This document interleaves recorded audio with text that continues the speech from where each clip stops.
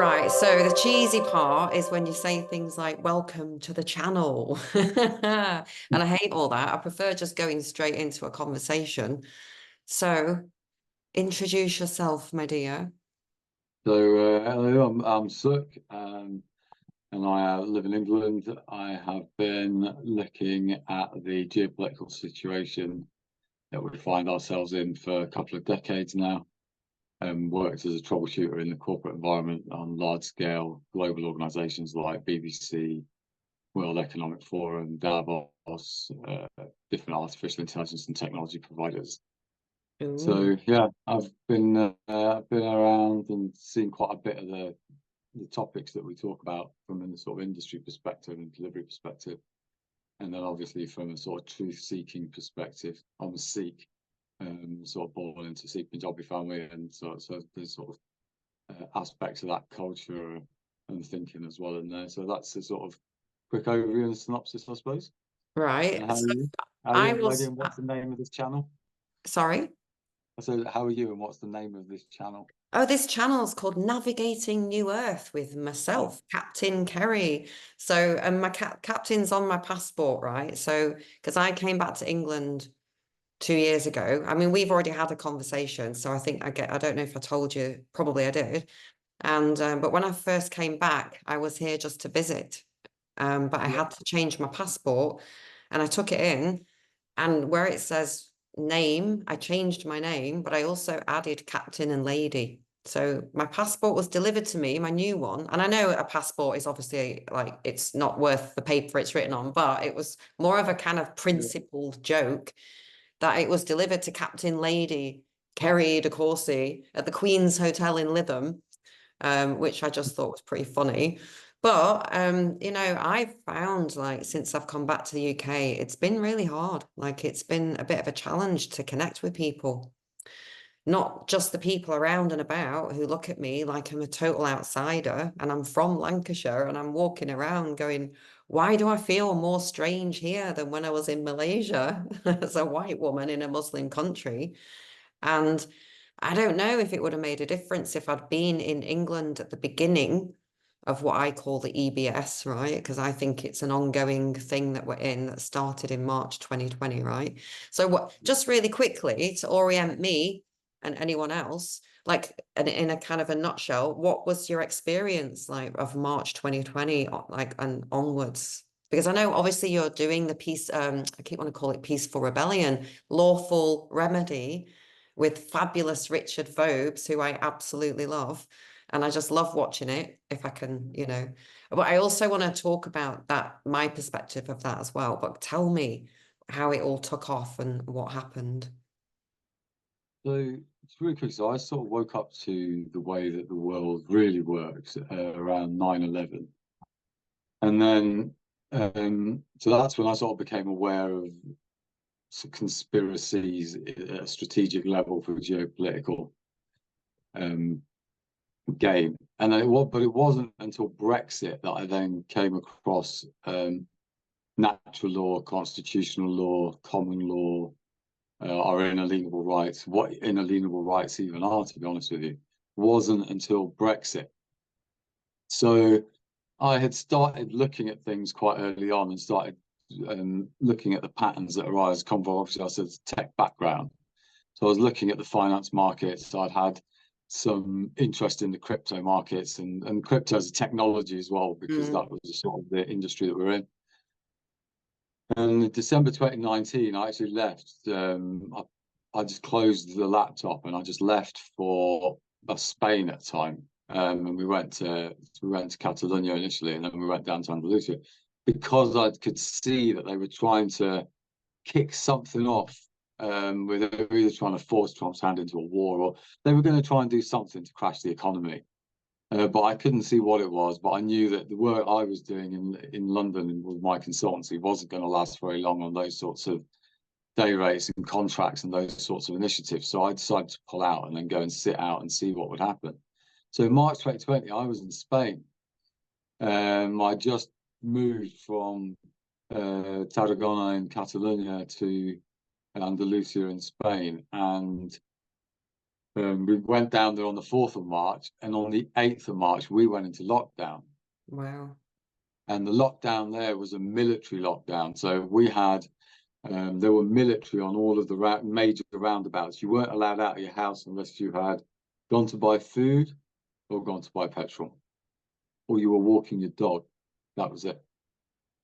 And obviously, not being from Spain, it was quite, we stuck out a little bit and we sort of walking around. They told everyone that were non-residents to go home, basically, but I hadn't sort of gone for that purpose. I'd gone to see out. This is sort of one of the first of the 4 horsemen of the apocalypse that were going to Yeah. get marched out by Glasgow.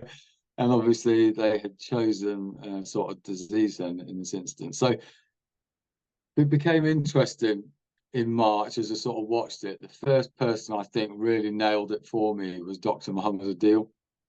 I saw his video on YouTube. He's from Milton Keynes, and I moved to Milton Keynes. Well, my parents moved to Milton Keynes when I was 5 years old. He's actually only a couple of miles down the road from them. So Wow. I'd sort of been interested, and he came out and he absolutely nailed it. The way that a lot of people are arguing about, whether there's a virus and what a virus is and a lot of that stuff.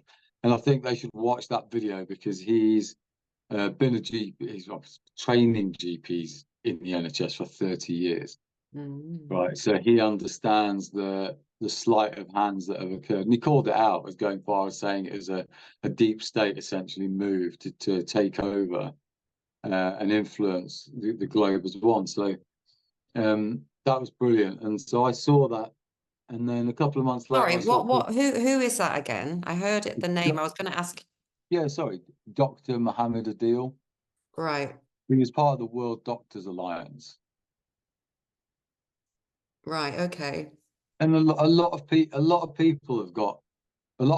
have become quite purist in this sort of war and that, where he's called out just about everything when it comes to the virus. He also explained that a virus isn't something you can really catch. Mm, Well, you can't catch it. He explains that a virus isn't the way that they're portraying it. It's actually the no. reaction we have to toxins. Yeah. And so, when you actually listen, I think to his um, opinion on what's unfolded, and you have a look at the same time for me with I think it was Dr. Brian Ardis, who says about the gain of function with the venom. I think those two accounts actually pull together all the other accounts, because sections of all the other accounts are really fragments of truth of that. It's not a virus that you could catch, but it was a bioweapon that was in the Mm, form of a toxic poison, essentially, that was distributed through different means and stuff. Then suddenly some of the confusion that's in place starts to make sense. It's a yeah. little bit like with Brexit, because Brexit, if you listen to Leave, they made a lot of sense. If you listen to Remain, they made a lot of sense. If you didn't understand the truth of the Brexit argument, which is around your rights, your inalienable rights, and those being protected over and above any government, be that London or Brussels or anywhere else in the world. Mm, If you didn't understand that, both sides were based on half truths. And that's what creates such a confusing dichotomy for people. And that's why people will always think it's just opinion. It's just someone's opinion. It is, if you break the whole truth into two half truths and you split that between two parties in a dual argument, it's easy to confuse people because both sides do sound honest because they've both mm, got half truths within it. And so we've seen this within politics. We talk about the Hegelian dialectic and stuff. So you can really see it there. When you have to yeah. step back and go, actually, the objective truth, you're both wrong in this, because the objective truth is actually a little bit of what you're saying and a little bit of what you're saying, and part of what you're saying needs to be completely rejected because it's nonsense. And in some cases, it veers on satanic, and satanic meaning it goes against life. Yeah. That's it. Nothing else at this point. We don't need to get too sort of elaborate with it. That's all we mean by when Mm, people are talking about satanic. Well, what's divine and godly is that which empowers and encourages life. That which is satanic is that which goes against it. And that's what people are sort of trying to get at, is the system is going against morality, against passion, against love, and against life, and then we're getting these end results because money is being put ahead of morality, ethics over, economy over ethics, and finance over freedom, and that's why we've ended up in the mess that we've ended up with. So, that's where we're sort of at the moment. And so March 2020, I was in Spain, and I saw it unfolding, but I'd seen it sort of breaking from Wuhan, coming across into Bergamo in Italy. And I remember the pictures at that time of people falling dead in the streets, with all the hazmat suits on and all the rest of it. And I think still got those pictures somewhere. I saved them offline. And so, that was March 2020. So I was in Spain. We had a severe lockdown. You weren't allowed out. There was security there. They were slowly working their way down the Andalusian coast and the southern coast of Spain and Portugal, because that's the most porous coast for child trafficking. That's where Maddie McCann was found. So it wasn't a coincidence that the first lockdowns happened in the Latino world. So I mean, Malaysia was quite bad as well. They had the same with the military soldiers, and I used to play tennis with a lady called Chimbi. She was not an actual player. She was, in the women's tennis a while back, but she had like a tennis academy for kids. And one of her tennis coaches from Myanmar, he and his girlfriend went out to get shopping, right? There's only the two of them living together. He didn't want to leave his girlfriend. She was very anxious, right? Because of all of the drama and the propaganda about this terrible thing, right? Well, they were stopped by the police, arrested, taken to two separate places. He spent 2 weeks under the most horrific conditions in a hall, being made to do jumping jacks until exhaustion. And the story of what happened, and all these hundreds and hundreds of people shoved into places it was insane. They were going around and arresting all of the immigrants, right? And then putting them in cages on the tarmac at the airport. It was insane. And I don't know what happened to all those people, but horrific things. I don't know. I mean, I'd like to think that they all got sent home, right? Because of Nasara, Jasara, and you've got to be in your residence, country of residence to receive the abundance and all that. But, this so was on it the island sounds. that you were. Hmm? This was on the island that you were on. In Malaysia. Yeah. I was in Kuala Lumpur, I was in the middle of the city, and I was in the most densely populated part of the city, a place called Montkiara, MK for sure. It's called MK, and there's pyramids on all the buildings. I'm telling you, it was insane. It was insane. So anyway, continue. How did you avoid ended up in a cage as a foreigner or Well, as an immigrant? as a white person, it wasn't me. I wasn't a target. It was more sorry, what was did You you ask? said immigrants. Yeah, you said the Yeah, immigrants so got like these all the people. ones who were, the kind of, so I was a Mat Saleh, like, it's hard to explain. I was kind of exempt from a lot of stuff, but at the same time, I did stir up a lot of trouble. And, when I didn't wear my mask in the main mall, KLCC, which I realize is a huge demonic the Twin Towers, those amazing Twin Towers. I was in that mall, and somebody had taken a video and it went viral, and then I get a phone call, oh my God, you're all over the TV, you're all over the social media. I was like, what? But I had to just take 3 days and just block everything off. And then the police turned up in black, trying to break in. It's a whole story. I'm actually going to record the whole thing as a witness statement, because it was a total witch hunt, but it had the opposite effect. They wanted people to see me as a white supremacist who was abusing my privilege in Malaysia. But actually, the people were like, oh, terima kasih, thank you, you're standing up for the people. They didn't see color. They didn't care if I was brown or white. And by the way, there is no black and there is no white. There's just many shades of brown and gold and, whatever in between. It's ridiculous. We're all the same, right? So yeah, no, it was interesting. But I want to go back to you, because it's, focusing on your lawful remedy and this sovereignty and everything, right? Sure. And so that story of mine is a cool story, but I think some of us just instinctively felt this feeling, didn't we, of sovereignty. We just knew nah, this is going against my rights, right? And I have to stand up for this, even though I don't really necessarily want to. There was a burning thing within to say no. Definitely. I mean, I'd already sent and established my status, if you like, under Article 61 of the Constitution before COVID.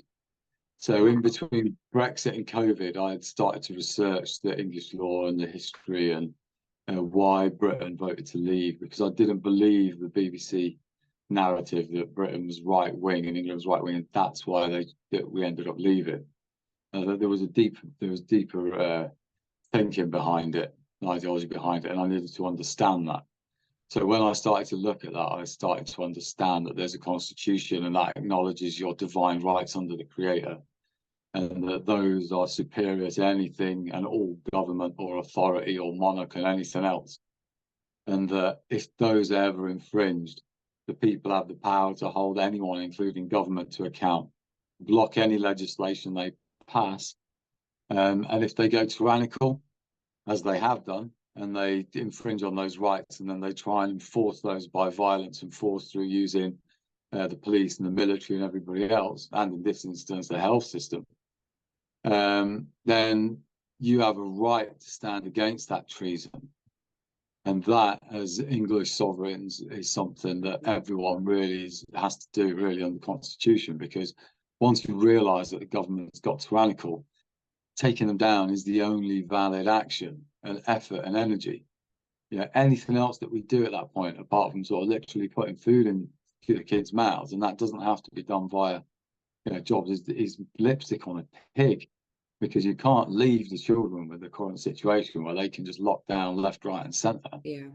That'd be an absolute failure of every generation between those who last gave their blood for freedom and the current generation, right? In each instance. So, that's really where that started for me. And when I realised that the argument between the EU and Britain or England is that, and with the what I call the English/British Constitution, and the reason I know Graham Moore is absolutely right about the Union.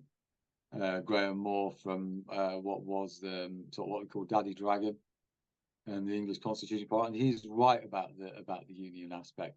The reason I call it the British/English Constitution is because the English Constitution is also a document that was written by a guy called Walter Bagott, and that is a document that is used to educate Parliament on what constitution and sovereignty is. And in that document, it is a treasonous piece of material because it claims parliamentary sovereignty. So when you hear people like Andrew Bridgen and these other MPs talking about parliamentary sovereignty, that is essentially total nonsense, and it's been introduced by this false documentation. It was written around the 1800s time. I have to check, I've forgotten now, but that's definitely the author is there, and he was a complete nemesis to people like Thomas Paine and people like that, and the American founding fathers, and William Well, Blackstone. yeah, I mean, I just was going to mention, the Declaration of Independence. It's all connected to that, isn't it? And but like with where that's concerned, though, that's where I like Saint Germain comes in for me. So Saint Germain was there at the signing of the Independent Declaration. He said you have to do this for now, for this time now. But I think the problem is, even when we talk about sovereignty, people don't seem to take it seriously, or it doesn't seem to sink into people that they are sovereign and that they do have these rights. How do you think? No, I think they will end up being a split where some people won't ever be able to get their heads around the fact that there is no authority between them and the eternal infinite creator. That for some people, it'd probably blow their minds. It would be akin, I suppose, to taking someone that works at the canteen in Google or Microsoft or Apple and then making them the CEO overnight. Yeah. And going, there's no authority between you and the rest of the world. And you've now got complete power. I think in an odd way, the way that would blow some people's minds and they'd have a mental breakdown. and probably melt down. I suppose the idea that there's no authority between you and anything else in existence for all intents and purposes, apart from the ultimate force that put us here, which you can neither prove nor disprove from a material perspective. At least you have to sort of arguably go into an esoteric, metaphysical, occult, mystical sense into it. That blows people's minds, and I can understand that. I can understand that, how that level of responsibility and accountability can be frightening for people that haven't had to ever take it. I think it's why you see a lot of people that are taking it will often have had. No one has a normal, what I call a normal life. I don't believe there's such a thing as a normal life. Even life where you've gone through and done what the mainstream tells you to do isn't normal. It's heavily conditioned and sort of, and pre-groomed. So, but those people who have had, particularly those who have responded positively to pain or have had extreme trauma, and like, to be honest, not even had to necessarily responded positively. First, those who have experienced extreme trauma have been shaken out of the mind control, conditioning, psychosis from an earlier age. So they've been forced to see things with a different lens. And once you see it with a different lens, you can't not see it. A bit like those magic eye pictures that came out in the late 80s, 90s. You had to stare at the picture and then the 3D image popped out. You couldn't see it, you couldn't see it. But once you saw that image, you could see it straight away, and you couldn't not see it. And you see it forever. And you see it forever. The other part of it then is those who have seen it and can respond positively to it. And I think this has been one of the biggest challenges of, sorry, back to my iPad. Yeah, there we go. I think this has been one of the biggest challenges for generally people in the truth movement who've been successful, is that success is something which a lot of people who've never tasted it, who sort of fantasize about it and sort of think it's glorious, think that when you're successful, everyone loves you and everyone thinks you're great. They don't see the dark side of it, and they don't really understand the dark arts. The brighter you shine, the darker the shadows you cast. Both internally, in terms of your own shadow, will be tested because you become successful, you've got power, you've got, maybe it's fame, maybe it's fortune, got a lot of money. All of a sudden, your character traits and personalities are going to be amplified. If you're a really good person, Joe, good of heart, you'll become more generous and philanthropic, and that will amplify it. If you're a bit of a miser and a wanker and you're selfish, that will be amplified. You'll start to look to try and control everything and be selfish around it. You won't want to share it. You'll be frightened that everyone's going to take it. And that's the kind of mental health issue that the elites have, the psychopathic, narcissistic elites. They have everything. And Hoarders. That's why inevitably, totally, and it's everything is about me. The other shadow that gets cast that people can't deal with is the external one. And that is the jealousy it triggers in people, the infiltrators, the controlled opposition who will now try to take you down because you've got influence. You have to be secure in yourself. You have to have, even if you don't believe in whatever, what certain people's idea of mainstream God is, you're going to at least have to have a really good grounding in something greater than self, in which you will find the infinite energy with which to battle the infinite darkness that they are capable of tapping into. Right. And so that I find a lot of people start to get quite successful, and then people start to sway at them, and they're just too fragile. They're not robust enough in dealing with it. So now I think we're starting to find people who both experience pain and trauma, but through support, through humanity and community, and maybe through certain bits of themselves, somehow they've responded to it in a slightly different way, that they've still retained enough leadership quality to be able to do it in a positive, winning way. Because you can't win negatively. In the end, you've got to turn it into a positive energy. You have to be able to have humor. You have to be able to accept a defeat, understand failure, because you won't win every battle. You'll have to be able to learn from the failures and the setbacks and respond positively to them again, and stay in ascending spirits. And that's something I think that people have to look at. But that's what the Constitution and the Article 61 are essentially, you know, advice instructing you to do, as far as it would, by you've got sovereign rights. But if you want to maintain and protect those sovereign rights in a situation where they are being directly attacked, everyone recognizes that their rights as sovereign needs to get together to fight whatever it is that's trying to take that away. Yeah. The sovereign rights are there, whether you're a member of the Conservative Party, Labour Party, Liberal Democrat, don't believe in politics, Muslim, Jewish, Christian, God's don't care party. about, doesn't bloody matter. All that really matters is, do you believe in, firstly, your own right to choose how you want to live through your own conscience and your own free will? If that is something that you value, so you can eat and drink what you want, you can worship who you want to worship, you can inject or smoke what you want or not, you can choose what medication you do or don't want to take. The basic choices, any choice that you want in life, requires you to have the power of free will and sovereignty. Yeah. If any decision in your life is important to you, then you need that. And you need to get together with everyone else that wants to have that decision in any part of their life. The only person that can be against sovereignty is if you basically accept the fact you don't want to have any choice of anything in your life, and you're happy to hand complete control to somebody else totally. Then you can argue, you can fight against sovereignty. But even then, the choice to hand over your free will to someone else requires you to have the sovereignty for that split second and moment to give it away. Make the So choice. even then you can argue. So Yeah. for me, it's not the case. It doesn't matter whether you're vegan or carnivore or blue or red or Man U, Man City, Liverpool, Arsenal, whatever.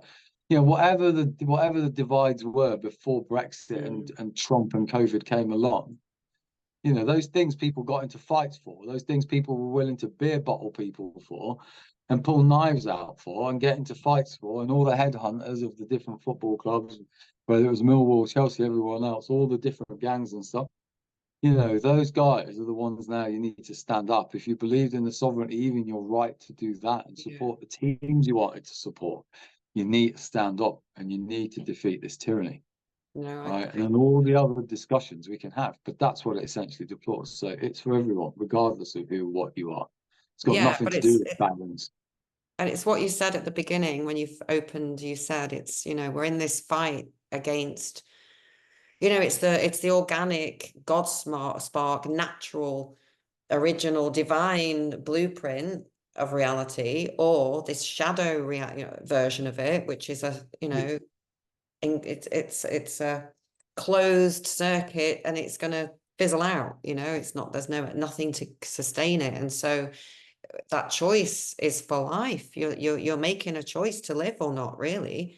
It is literally a life or death situation, but so few.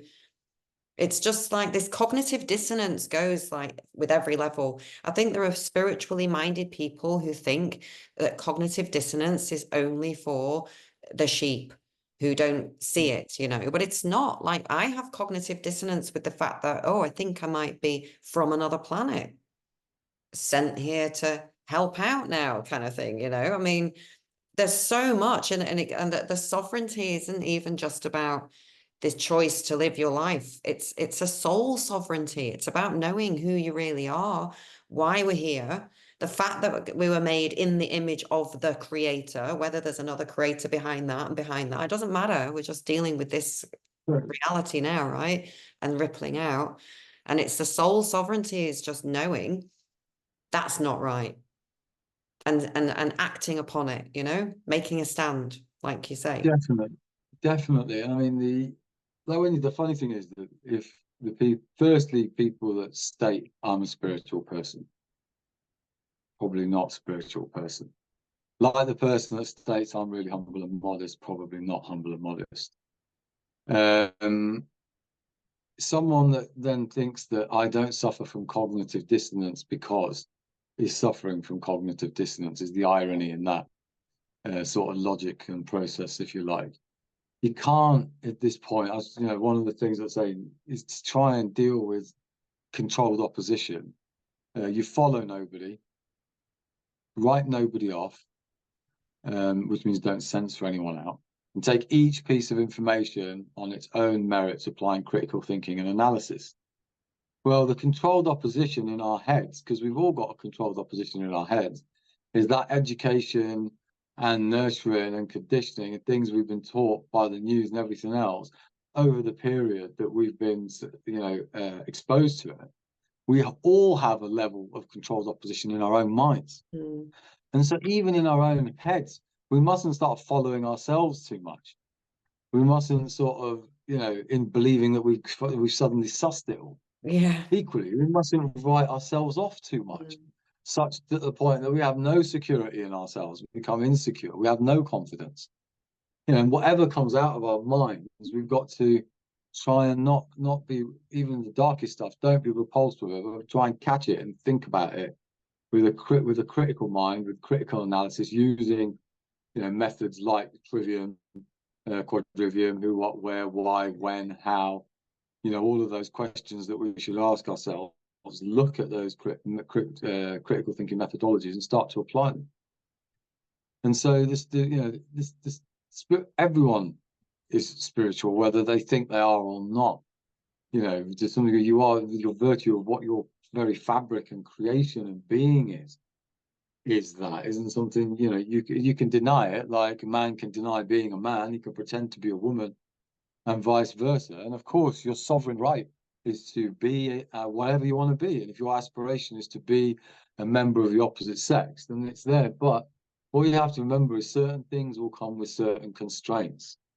And there is a natural architecture and a natural design in place. Mm-hmm. And the more you try and twist and go against that design, the more difficult the path will be. A fish in the river can choose to go this way, that way, and it can eat whatever comes around.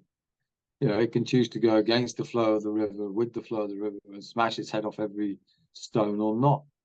But at the end of the day, the decisions it's made will determine its outcome and the consequences for it. And we're in a similar position. There's certain things that we can choose. We can't change night and day.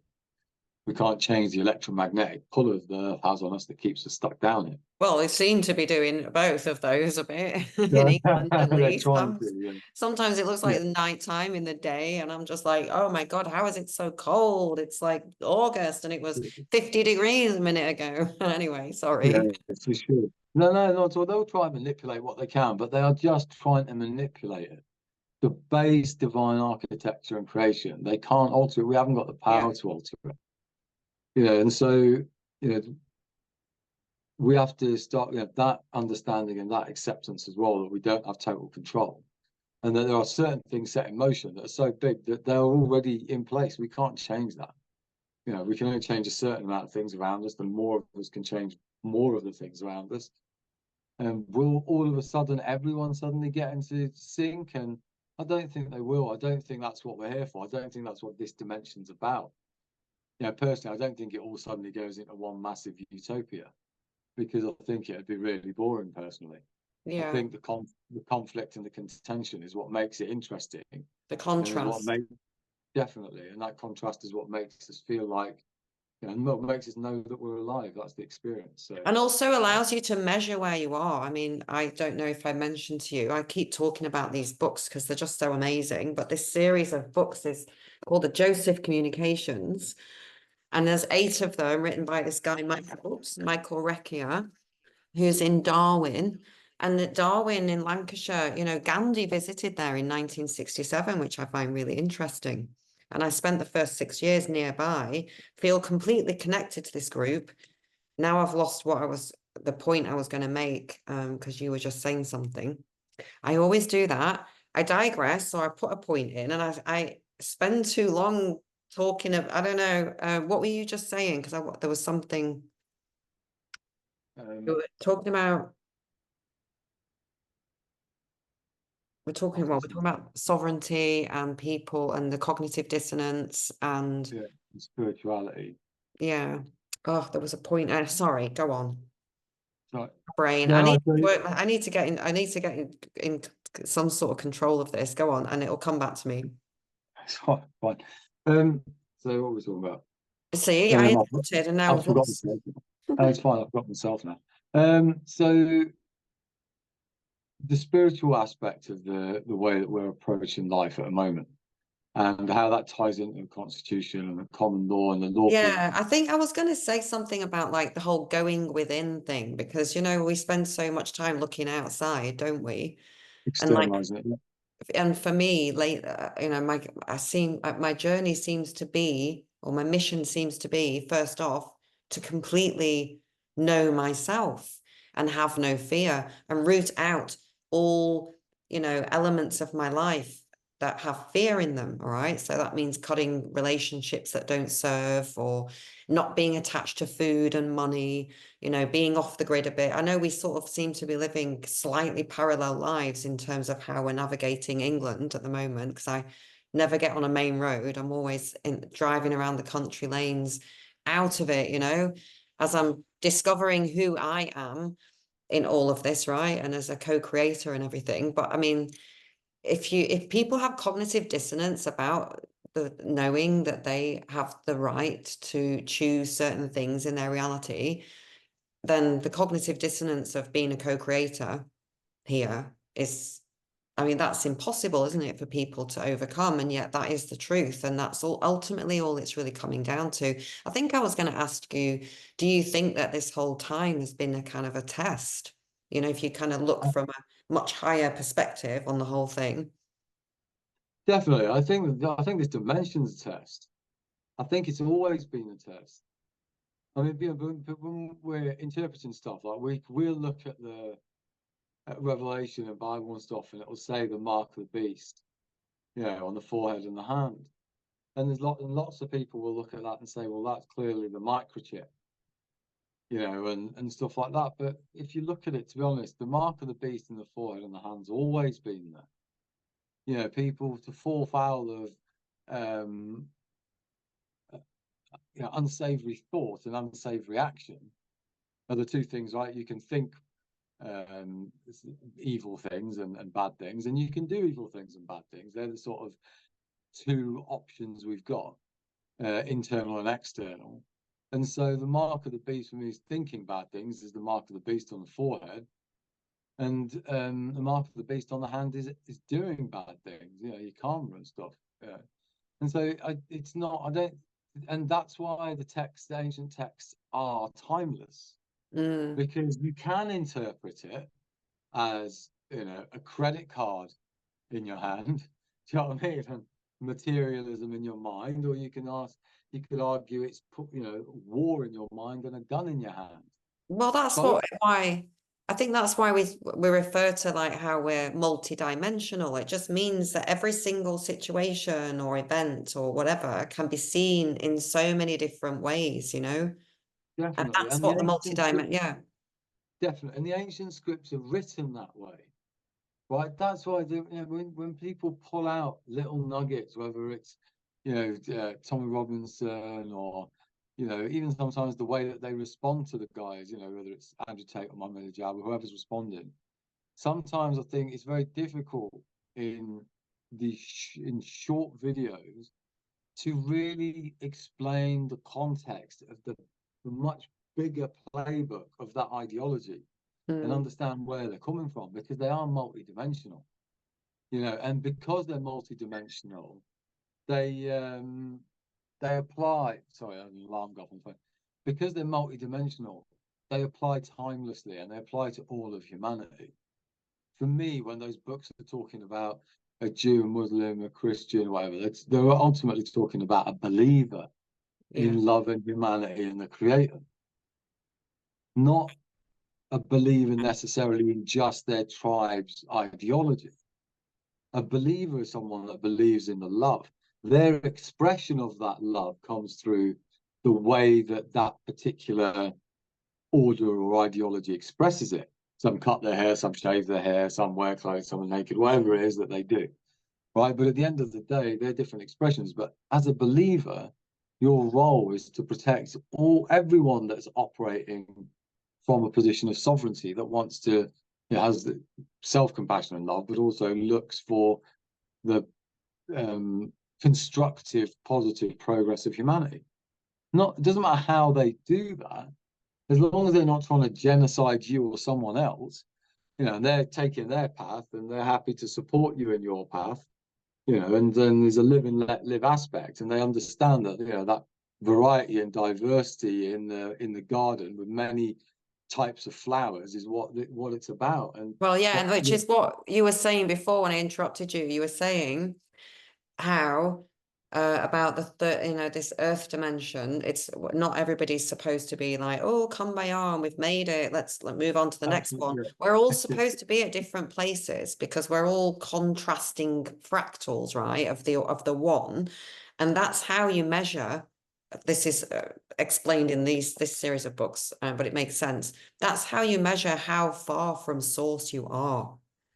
Is the contrast around you. So right now we see how far we've gone because we've got the trans movement, which is actually based in a very profound spiritual gnosis, which is that in the higher dimensions we are androgynous, and we can manifest as a male or a female or multiples of, with different avatars.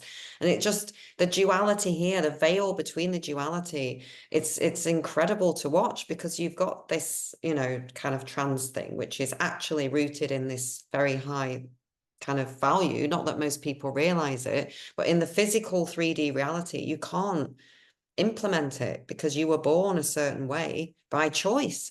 And people don't realize that before they entered the vessel, they chose that particular gender to be in the 3D. Do you know what I mean?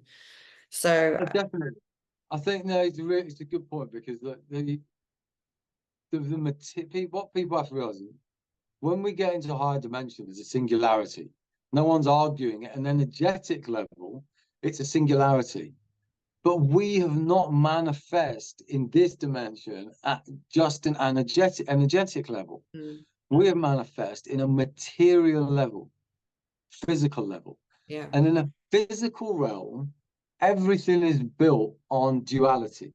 All the ancient texts explain, do not get caught in duality. What do they mean by that?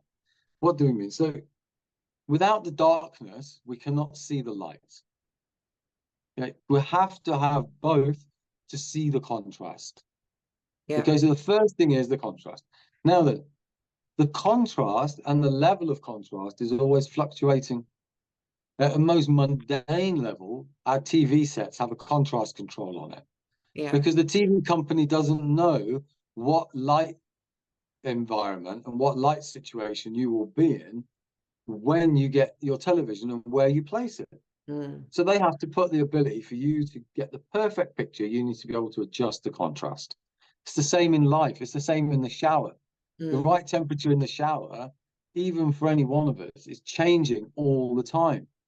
But even when we're in the shower, what feels right at that point in time, we're happy, we might adjust it. I want to, you've got used to the temperature, you make it a bit hotter. Then at the end, you want to wake up, so you turn it all the way down again. It's the and contrast. other people are always going to have want a different temperature, aren't they? Everyone prefers something different. Completely. You have to have that contrast, otherwise you wouldn't be able to measure where you're at.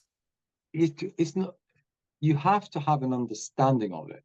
What you must understand, you can't get away from it, because that's what the material universe is. The material universe is number in 4 formats: sacred arithmetic, which is number, pure number; number mapped in time, which is sacred harmonics, energy, vibration, frequency; sacred geometry, which is number mapped in space; and then number mapped in time and space at a macro level is, you could say, the celestial objects, and there's the astronomy stroke astrology, because it was one subject in the ancient times. Or at a micro level, you could say us walking around, dancing, farming, doing yoga, tai chi, whatever, right? Number mapped in time and space. All of the material world is in these number formats. right? And we sense those different materials, the different things that we come across with our five senses. We pick up on that contrast, light and dark, sweet and salty, right? We can sense it. There's a difference here, hot and cold, smooth and rough. All these different things, red, white, blue, all the different contrasts that come out, we sense them with our five senses. Anything that is outside the material world, we can't sense with our five senses, is not physical, is metaphysical. Yeah. It's really important. This is the sort of boundary between the sort of physical material world and the spiritual world, is that which is physical, which we sense with our five senses, or scientific equipment. You can see more arguably with the microscope and stuff, but add the material equipment onto that we created. Anything that we can sense there is physical. And words are how we describe the universe that we sense with our five senses. The four modes of number that we sense with our five senses is described in 3 tiers of language. Now, this is the trivium, quadrivium that I've described, which are the 7 classical liberal arts, which is how Aristotle, Socrates, Plato, and all the elites were educated back in the day. And the 3 tiers of language are grammar, logic, and rhetoric, right? And that's the Pythagoras triangle. It's also the cornerstone to the golden ratio, right? And so that's how the duality ties into the actual material architecture, our material architecture, and the words that we use to describe the physical world. Which is why when we talk about the mystical schools, the metaphysical stuff, words fall short. Yeah. Okay. So if we want to describe, this jar, it's cold at the moment. It's glass. So I can say it's smooth. It's hard. Okay. It's a little bit translucent. It's easy to describe that. But if I said to you, like if I asked you to describe your shirt, you could say to me, it's soft, it's made of, I don't know, cotton, it's purple. Because I could describe for me anxiety. Yeah. Anxiety, love, the things which are not material, physical, they become more difficult to describe because words were not designed to describe the metaphysical. There's Because an it's all important a feeling. It's all based on feeling. So if we, But the thing is, so but how, that's the real reality. Your jar and the shirt are the fake matrix reality, and and all so the other how do stuff's we, real. so no, it's true. And so how do we describe that stuff? When we describe things like love or the metaphysical or the creator, we go into creative writing, poetry, and then that's why when we talk about Bible being written and Yeshua Christ using parables, he had to use parables, a metaphor, because he was talking about something that was beyond what we can sense with our five senses. Yeah. And in order to be able to talk about the metaphysical, we have to talk in terms of metaphor, allegory, parable, because we have to say it's like something. Because we can't say it is that because there isn't a physical thing that we can describe it. But again, We've that's got to, what the Greek philosophers, whatever Socrates and all were doing, and it comes back to the oral tradition and storytelling. And like for me, I see my role in this whole thing to be to tell the story of my life because it's been so challenging and crazy and insane and difficult, right? And so I feel like if I can explain my story, it helps other people to kind of like see their life, right? And this is what it's about. But at the same time, in this current climate, it's almost as if you're being self-absorbed and me and stuff, it's just very bizarre because since when was it wrong to tell stories? And I mean, when I was younger and my mum used to stand gossiping with the neighbors, I used to love listening and they'd be telling stories. Now they weren't the most spiritually, enlightening stories, but it's just that's who we are, right? And we've been listening to all these BS stories for so long about nothing. And there's nothing about the real stuff of life. Everybody's, and especially in the UK, I've just noticed how closed everybody is, you know, 6 feet apart. It's crazy. And I'm in Lancashire, where it's my home county. And I feel like an outsider, you know. Although having said that, 3 people asked for my book today. I'm giving them away because it's just a waste of time trying to sell it. And I feel like it's just a CV. So I was kind of happy today that there's a couple of people. Oh, wow. And I think word's getting round, you know. I've digressed a bit. But yeah, I think we've got to learn, haven't we, and share by stories, and like you say, it's the allegories and the metaphors, because you can't, and also being in person as much as you can, because we feel, don't we? We feel the energy. You don't Yeah. you don't describe love, you show it and you feel it, right? And Yeah. that's the realm where it was meant to be in, but we're so bogged down with the labels and the meanings and the descriptions and the science and all that. And it's just all a distraction from the Yeah. real reality, which Well, is they the keep you in unity your stuff. head, and they keep you in your head, and they keep you in your head by using fear essentially, right? Yeah. And worry. So you're constantly kept thinking about stuff. If you're constantly in your head and you're constantly thinking, you slowly start to switch off your body. Okay, your body, you won't be looking after your body in the same way. And you can tell the people who aren't looking after their bodies, who aren't connected, right? They don't feel it. They're not feeling the sensations the same way. They're not feeling the pleasure the same way through their body. You know, and you have to have that connection between the mind and body. Both need to be in harmony with each other to be able to go to really be able to do justice to the whole experience. You know, it's not about somebody just switching off the material. You know, switch off the material. The material was gifted to us. Don't get stuck in the material, because if you get stuck in the material, you got stuck in the duality because you switched off the spirituality or the metaphysical. So Yeah. both the metaphysical and the physical have to be kept in balance in the same way. Balance, balance, balance. It's all about Balance. balance, isn't it? But Yeah, but see, everybody's people, balance is different as well. it is, but it is, but the balance point is somewhere in the middle.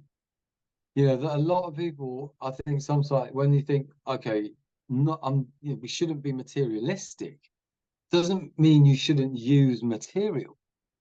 It's not about forsaking what's Yeah. been given to us in Just the not experience. coveting it You know, exactly, or being and not dependent on it. exactly, and not being Easy dependent on come, it. So easy it's about go. it's Sorry. about your intent. It's all right. No, it's about your intent. Mm. It's Yeah. exactly that. You know, and so you have to. It is easy come, easy go, because at the same time you shouldn't take yourself too seriously. You know, when you start taking yourself too seriously and you can't laugh about stuff and the mistakes that are being made. And even a lot of these people who, you know, getting upset because someone criticized verbally. I get not burning ancient texts and stuff. That's not, you know, but even then, someone has done something, desecrated some symbol of your faith, whether that's Christianity or Islam or Judaism or Sikhism or Buddhism, Hinduism, anything. Firstly, when you get upset, that's a natural reaction, and it's completely right to get upset.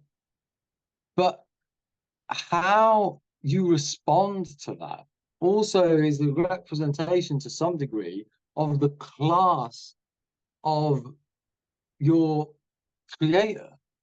Let's not forget the creator of all that is, was, and ever will be created that person that is mocking what you see as your faith and the belief that you have. Mm-hmm. If your faith is absolutely rock solid and secure, the fact that someone has burnt a little bit of a material book or a Mm. symbol, what impact has that had on the creator, the infinite creator of infinite love and consciousness, the all powerful, the omnipotent, the Yeah. omnipresent? What effect could that individual have possibly had on the creator?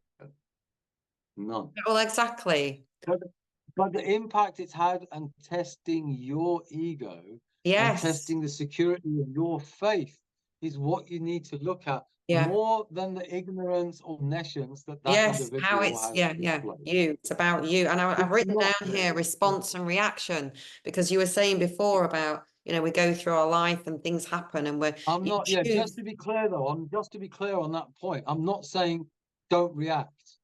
No, of That's not what I've course. said. I'm Yeah. not saying don't respond. So, someone might clip that bit out and go, look, he's a pacifist. Hell no. I believe in capital punishments. I'm not a pacifist.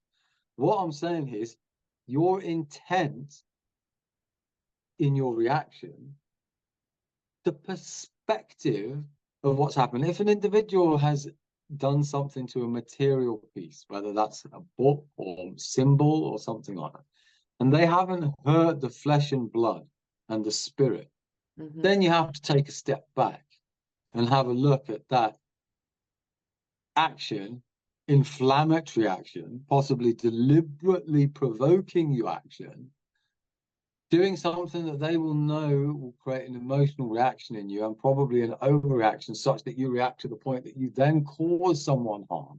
Even if it was the individual that permitted that act, you know that in yourself, be it Yahweh, be it Allah, be it Bhagwan, be it God, be it whatever you believe in, is too powerful for that to have reaction. Yeah. Okay.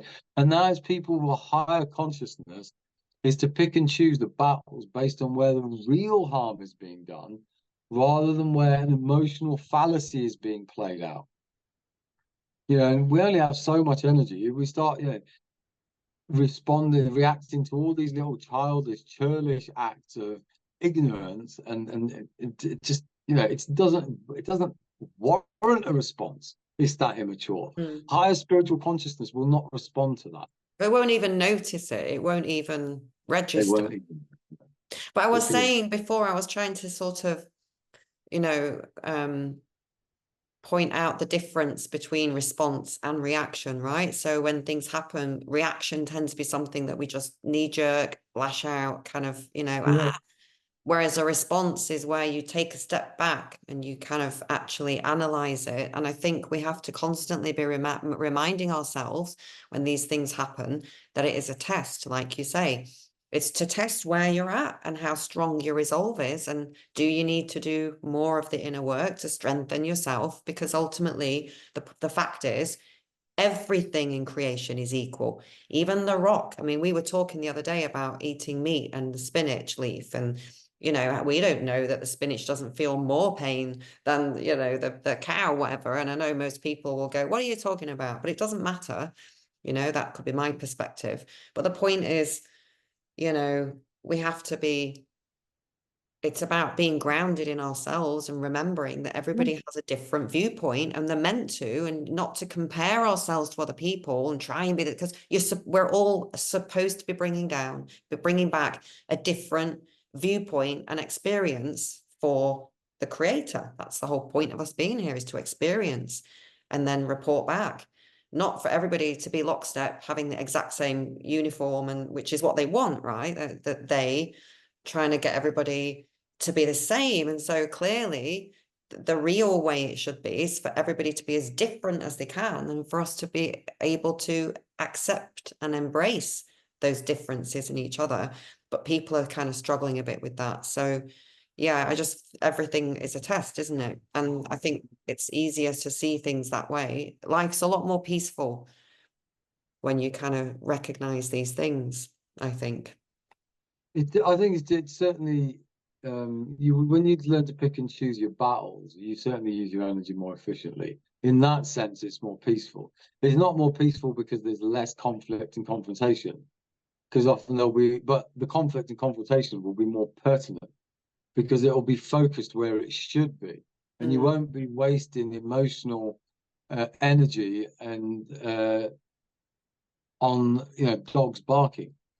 Like in India, they say when the elephant is carrying his load, it's got his logs in its trunk, and it's walking through the villages, all the local village dogs will come behind the elephant and will be barking at him because they don't understand, and they fear this huge, powerful creature. An elephant's just walking along his way. It doesn't look behind it. It doesn't blink.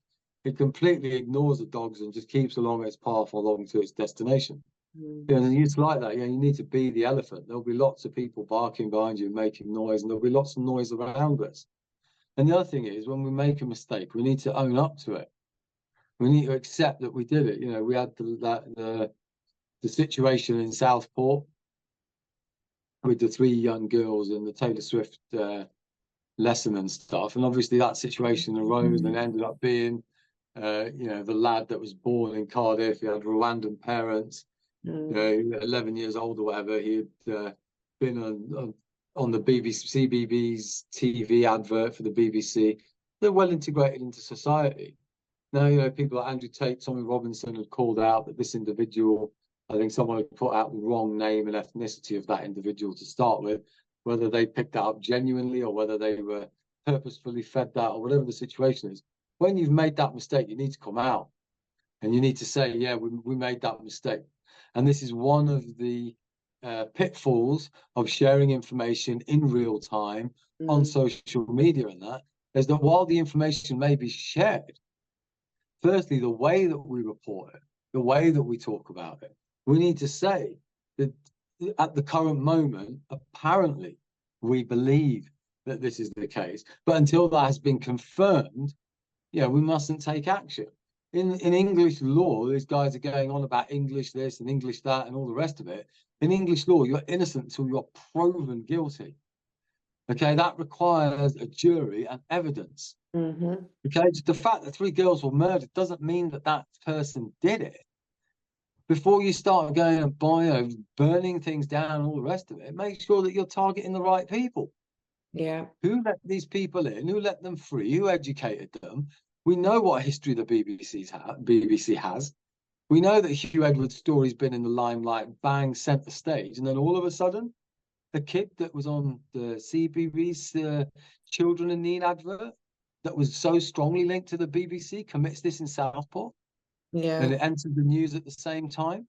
Come on, people. Mm-hmm. Think a little bit more laterally, do a little bit more research and investigation, a bit deeper than the BBC and Reuters and the Huffington Post and all the other paid for alternative media. You need to get out there and really start digging deep into understanding the stories that are in ancient times, Aesop's fables and the Bible, because what's in those stories that matters are the morality and the ethics and the human condition, which are timeless. In the same way that words can only reflect the material world that we live in, because words were designed to reflect what we experience through our 5 senses of the numerical world. They have grammatical integrity. They also have mathematical integrity, because grammar is mathematical and/or joins things together. Red, yellow, blue gives something a quality, right? It adds stuff to it. And because grammar is mathematical and words have mathematical integrity, when words are written in correct grammatical structure, sentence structure, they have mathematical integrity. And you can tell when someone's lying or being fallacious. That's why sometimes someone's lying to you, your gut's telling you, you can sense it, but you can't quite put your finger on it. It's because they're using fallacy in their argument. And there's actually only 42 ways to deceive someone in any language, and they're called the Aristotelian logical fallacies, the 42 fallacies. When you start to understand and learn those, you realize that it isn't just opinion, but you can actually hear and recognize the fallacies. You should take the vaccine because the BBC said it was appeal to authority. You should take the vaccine or granny and granddad will die. It's appeal to fear, appeal to emotion. You should take it because everyone's taking it. That's appeal to common practice. Just because everyone's taking it doesn't mean it's the right thing to do. Could be that everyone's been hungry. But they were So using a lot of NLP, I think, weren't they, as well, which people don't understand. again, though, I think if people had the right education, then people will be able to pick out these things. If people understood the fallacies, they'd be able to pick out the NLP as well. But because they're not on terra firma in terms of their thinking and their understanding and their logic. It's logic and reason, that's not taught at all. Or meditation, or the ability to be still with your own opinions and stuff, and I think that that's the most powerful thing that we're learning, is that each of us is independently has a right to take up equal amount of space in the world, and to have our own opinions and quirks and personalities without being railroaded into a kind of a group.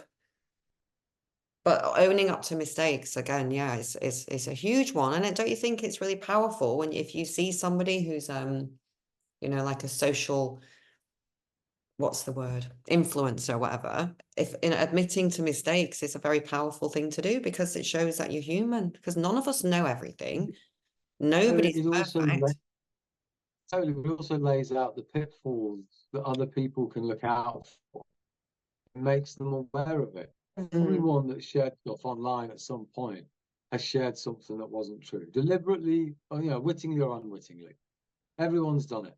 It's impossible not to have done it Yeah. to some degree. So, then it's understanding that as part of truth seeking, you're going to share things at a speed at which they can't always be verified.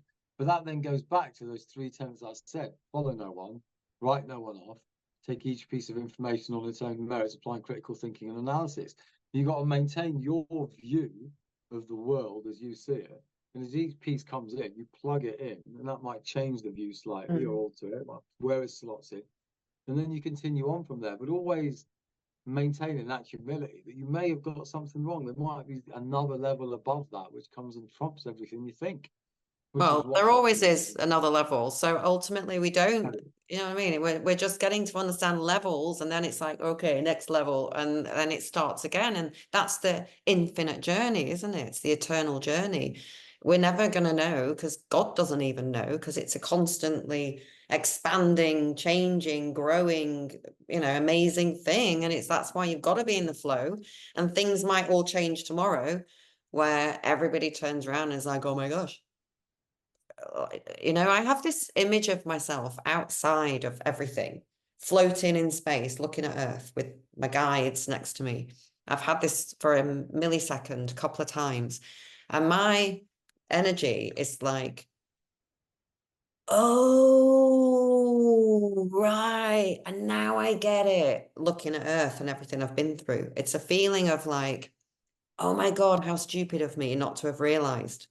I can't Yeah. explain any more than that. And I guess it just means that, like you said earlier, you know, we have this tendency to take all of this so seriously. And how much can humor just break up so much energy, you know? And which is why I love the whole meme war, because I don't know about you, but in that first year or so, it was pretty intense, you know. I was experiencing a bit of anxiety. I knew that there was more to it all and I was looking for it, but it was quite scary and dark in those first days because we were going through and getting all this information and I was on my own, you know. But the memes and being able to laugh at some of the memes and stuff that were coming out about Fauci or whatever, you know, and it really lightens the energy and it makes you kind of look at it all and you know, we will look back and be like, I mean, it's just ridiculous, isn't it? How actually this whole tyrannical, terrible thing, it's hanging by a thread. It's so delicately balanced because the minute enough of us go, you know what, we're not interested in all that anymore. We're doing our own thing. It's over. And it will be as if it never, like a dream, like a nightmare that we wake up from and go, oh my gosh, how did that happen? You know what I mean? It's like, I know there are some terrible things that seem to be coming out of it, but we are creating it all, you know, and it all comes down to the choices, doesn't it? Again, it's like what you choose, how you choose to see things and how you choose to respond and how we're going to move forward, right? So Yeah. I don't want to go on too long because I know that people don't like videos that are more than an hour. And I don't know how long we've been going. I think about an hour, is it?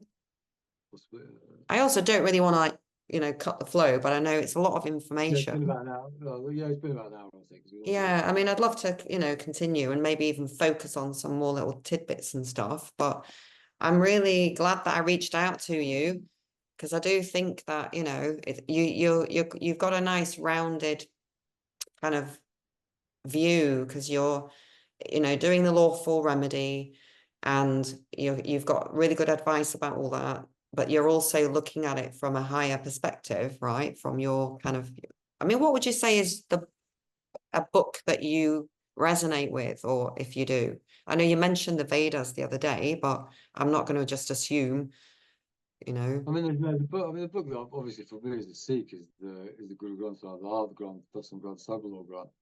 So that book set, which is a Sikh um, scriptures. But from an English perspective, an English point of view, then democracy defined by Ken Dewdney, that explains the Constitution, the natural law from the creator down through history, how that has come into being and why it's so important today and it still stands. It's probably a book that really resonates with me. You know, when we have a look at the work people like Rapid Response are doing, at the moment you've got a sort of growing group around England where they're sort of starting to push back on bailiffs and debt collectors, all the rest of it, and start to go into courts and hold judges and stuff to account. All of that is done on the back of English law and Article 61 of the Constitution. My standing was under Article 61. So, I mean, from an English cultural and British perspective, it's definitely a democracy defying the Constitution. But from a spiritual perspective for myself as a Sikh, then Guru Granth Sahib. Yeah. Awesome. Right, well, thank you very much. No problem. Thank you very much. You know, I'd love to have a nice philosophical discussion. And I do think, because you've mentioned, you know, the morals and the ethics, and I've got this thing in my head, you know, I'm thinking about Lancashire and, you know, educating people. And I feel like we do have to revisit morals, ethics, manners even, you know, just treat people with respect. It's not that difficult to be nice to people. And that's what's missing. And if we were nice to each other, we wouldn't even be thinking about anything else. We'd just be thinking about each other, you know, but everybody feels so separate, don't they? And alone, and like everybody else is an enemy, and, you know, who do you trust? And it's not meant to be that way. We're all supposed to be able to be and be accepted. Yeah, I think so. But we can only know what it is to be and be accepted if there are certain people who also reject us. Oh, that's why it's the dichotomy, because we have, if one isn't there, don't know what the other feels like. That's why spoiled children become spoiled white. You know, because there's never been any resisting force. Iron sharpens iron. Yeah. And mummy kept them in cotton wool and nothing ever sharpened up. So they just end up being soft twats. No, but they also get frustrated as well, because they know on some level that this is happening, and it's internally frustrating because you're not being challenged. No growth without conflict. And what you were saying, you get that situation. So it's not, you know, I understand, and it's great. It's a natural desire for us to want better. That's because within us there's the infinite love and consciousness of our Creator. You know, but there's also the other side of it, and that's what makes the experience so amazing. You know, that's it completely. And you've got that's really, devil and angel, and it's which one are you going to listen to? It's the battles within, right? well, that's how I interpret being born into sin. Right? Is that the journey is a constant balancing of duality, and you can't get that right every time. Yeah. And so, you know, you're not born into a perfect scenario of just infinite love and consciousness and nothing else. You're in a scenario where there are counter forces, and we're seeing how that plays out in many, many different ways. So, yeah, it's a great, I think always is a great time to be alive. And this is a fantastic time to be experiencing it, just because the contrast is so extreme right now. Yeah. You know, and so it's awesome.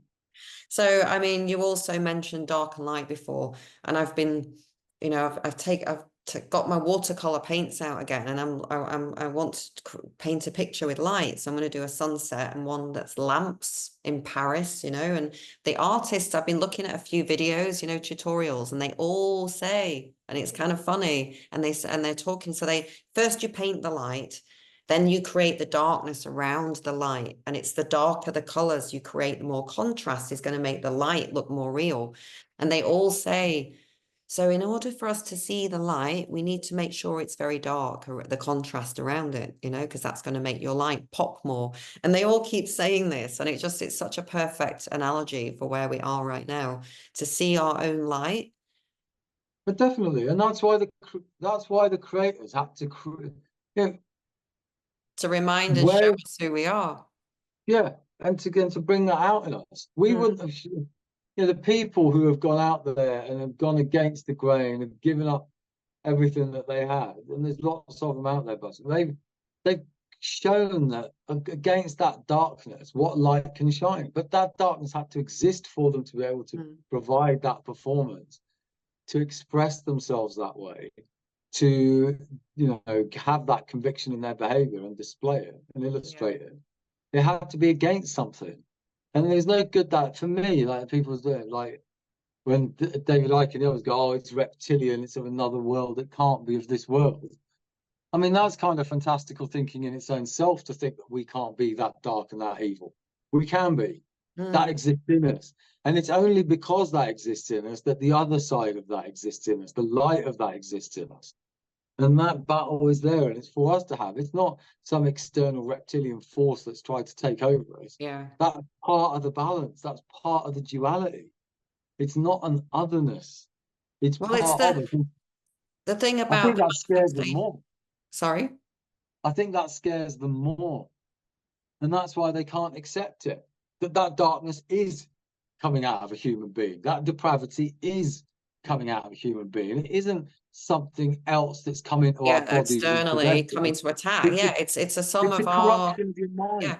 We've That's it. It's a created the corruption of your monster. We've manifested it ourselves. And that image of the Draco reptilian is showing us how dark we are collectively and how much darkness we've put into the field through the separation from creator, which, according to this series of books, we fell, we made a choice. We were naughty children, God's little naughty children. And we were like, daddy, we found a way to like manipulate. I don't believe we fell. The Well, notion you that know we've got what? them. I believe this is what it is. Fallen in what sense? What did we fall from? The Well, we notion that just we fell. disconnected. No, well, we just disconnected ourselves from source so that we were not We able haven't, to, though. but whether it You was and I done would on purpose or not, we wouldn't be having this conversation if we were disconnected from source. People wouldn't be fighting the fight they're fighting if we were disconnected from source. The notion that we've fallen again falls into the duality, as though somehow something went wrong and therefore we've ended up where we are, as though somehow the creator in its absolute perfection made a mistake. How about this is exactly how it's supposed to be? Yeah, And we yeah. are exactly where we're supposed to be. And Mhm. now from that position, just learn the lessons. Yeah, but it's difficult. Again, I feel like the fall is another analogy and a metaphor for people to kind of work out, okay, this is me. And the reason I like this description is because it puts the responsibility on the self. It's the whole caveat of this. It's like, the kids just made a bit of a mistake, made a bit of a mess, and we're now getting ourselves out of it, just like any child that you have. And you would say, if they're saying, Mommy, we're going to go to the river, and you'd say, well, be careful, you might fall in and get a bit wet. And they do that. It's more like that. So it's not a fall in terms of like a terrible negative thing. It's a situation we've found ourselves in because maybe we were a little bit cheeky, and there's nothing wrong with that. We love the naughty kids. So I just see it like that. And so we're now, we now have to get ourselves out by seeing where we are. But again, I accept all, like your view is equally, it's all acceptable. I just don't like the thought that we had this fall imposed upon us, that we've been imprisoned by external forces, like you're saying, Exactly. because that takes away the Exactly. responsibility from us. It's like, well, it's not my Yeah. fault. And Yeah. but what I'm trying to say is, well, it kind of is. Because if you've ever had a negative thought, if you've ever said F you or I hate you or gossiped about someone, you've contributed negative energy to the field. And so therefore you're going to receive back, you're going to see back what you put out, right? And so it's always about just being as balanced as you can. There's no right and wrong, but know thyself and, almost create your own little guideline rule book. Mine is just honor free will and do no harm, and that's it, Yeah, but yeah, totally. interesting. No, I love it. I like your perspective. I like that, you're absolutely, it's exactly as it's meant to be, and we're all where we're meant to be, right? And these five senses don't half kind of exaggerate themselves, right? Okay, yeah, completely. That's the flat earthers. Oh yeah. Oh, don't get me started on that one. I believe it's a Taurus field. Yeah, exactly. Yeah, it's a Taurus field. I'm with you on that. But does it even matter? it's an experience, and everybody's having a different experience, and it kind of looks flat because that's just how we go around in that little bit of the realm, isn't it? Where you are, Yeah, you know. yeah, All right. 100%. Well, thank you very much, sir. And hopefully we can do it again. I'm just going to look down here and end the meeting and stuff. And have an amazing weekend. You too. Are you up to anything exciting, or are you just chilling? Right now, we have some breakfast and then we're chilling. Awesome. Fabulous. Right. Well, enjoy it. And hopefully we can have a part 2 soon. That would be cool. Anytime soon. Thanks very All much, Kay. right. That's awesome. Take care. Bye. Okay. See ya. Bye.